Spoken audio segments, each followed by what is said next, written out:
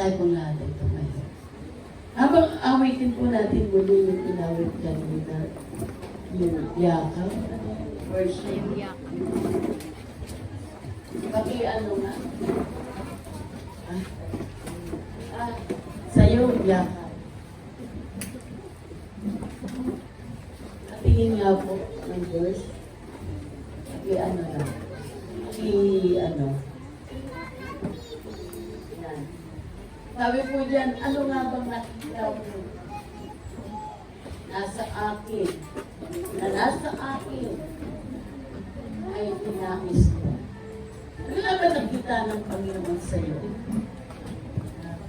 Ano nga ba ang mga bagay na yon na nakita ng Diyos na gusto ng Lord ayusin niya yung buhay mo? Nakita ng Panginoon gaano ka nahihirapan sa iyong nararamdaman ngayon. At ang sabi dyan sa sunod na verse, di ko inakalang ako ang pinili mo. Sino ba nag-akala na ikaw ay pipiliin ng Diyos? Tatawagin ng Diyos. Ha? Ang sabi, kahit sa dilim kung daan, tinawag ang aking pangalan. Amen? Hallelujah. Hindi tayo karapat-dapat. Pero praise the Lord. Hallelujah. Tinawag niya tayo. Pinili niya tayo. Ano pa? Inangkin ang kasalanan ko kahit di kailangan. Imagine, dapat tayo magbatay ng mga kasalanan yaon. Pero binata niya ito doon sa krus ng Kalbaryo. Why? Because He loves you so much. Mahal tayo ng Panginoon. Mahal ka ng Diyos. Ayaw ng Diyos na mapahamak ang iyong kaluluwa. Ang gusto ng Lord, mapaalas at mapamuli. Ano nga ba nakita ng Lord?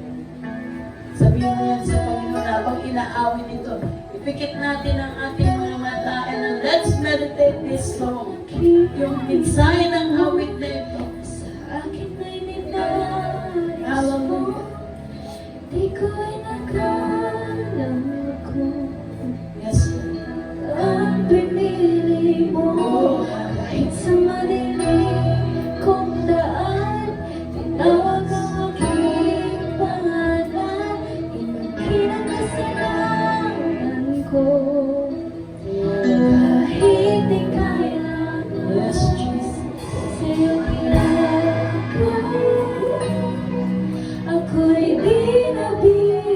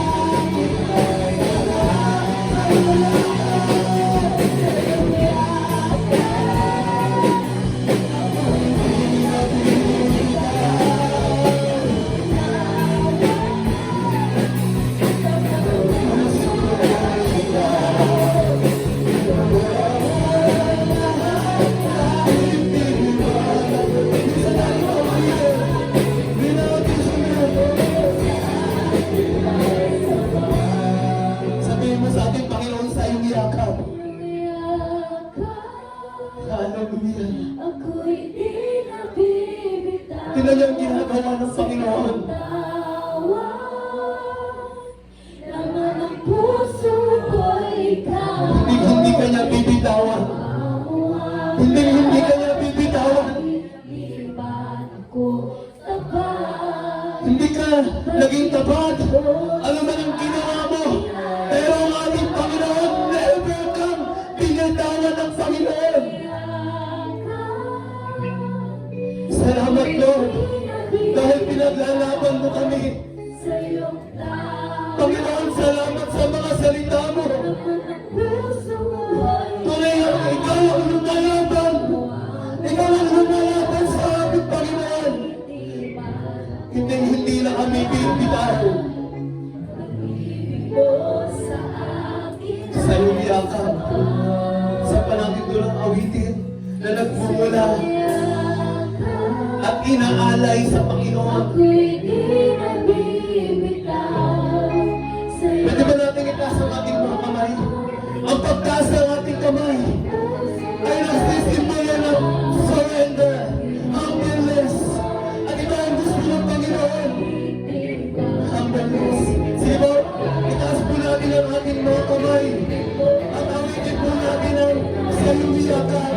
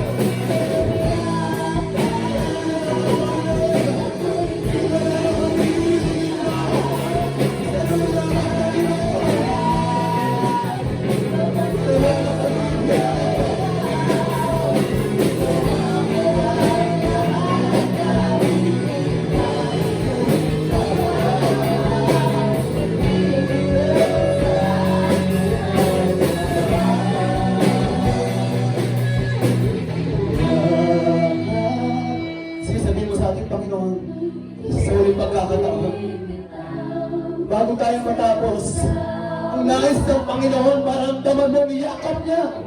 Ang nais ng Panginoon, lalabas ka sa lugar na ito, na nakaramdaman mo ang kanyang yakap. Sige po, ang Panginoon ay nakapit pala ng kanyang mga kamay, at kakantang-handa kang yakapin sa iyong yakap, Panginoon.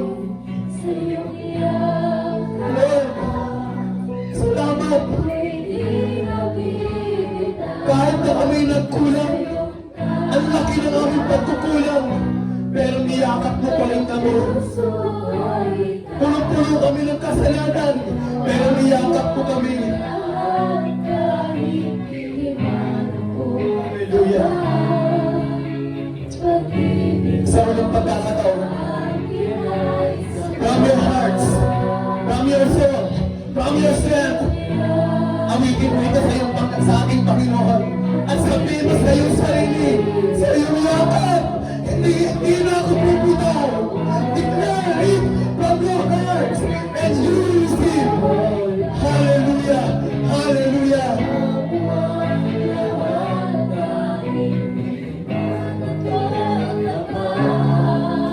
Ginawa mo ang lahat kahit di man ako tapat.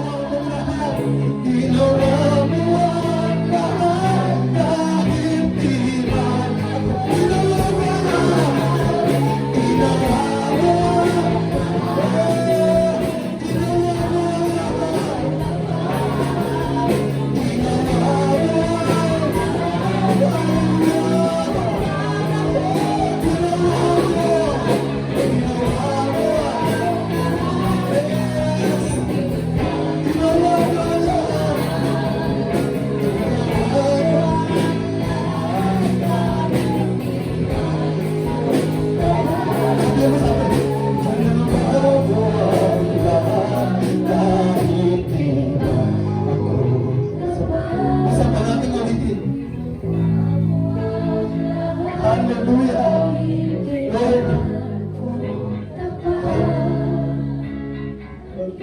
mo sa akin ay sapat. Thank you, Lord. Maaaring purihin mo ang ating Panginoon. Maaaring masamba mo siya. Maaaring naitaas mo ang kanyang kamay. Pero ang sobra nating gustong maranasan, ang kanyang yakap.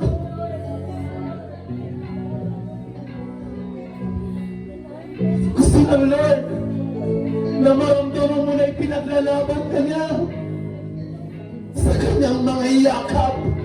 Ang gusto ng Lord, ako ang lalaban sa iyo.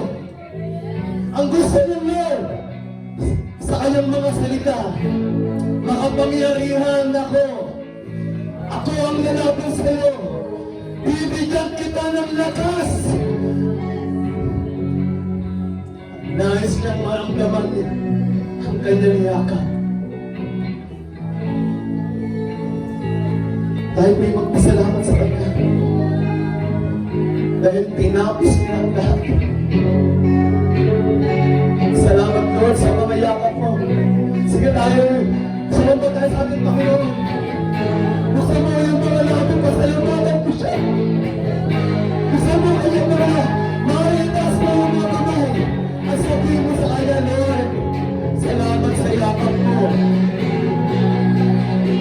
Kahit kailan ko mo pinabayaan, kahit kailan, Lord, nagpakalayo-layo na ako, lumayas na ako, nagpasamay na ako, pero yakap ko, Lord, pakulit ko na ang kamay. Lord, hallelujah.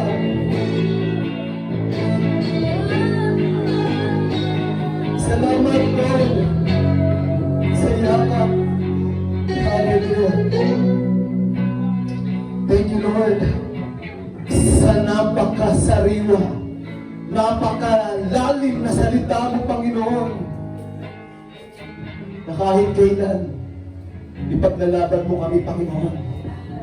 Salamat, Lord, dahil ang laban ko ay hindi ko laban, kundi ito'y laban mo, Panginoon. Salamat, Panginoon, dahil ginawa mo kaming mandirigma. Ginawa mo kaming warrior, Lord, para mapagtagumpayan ang laban. Dahil ang laban na to ay sa iyo, Panginoon.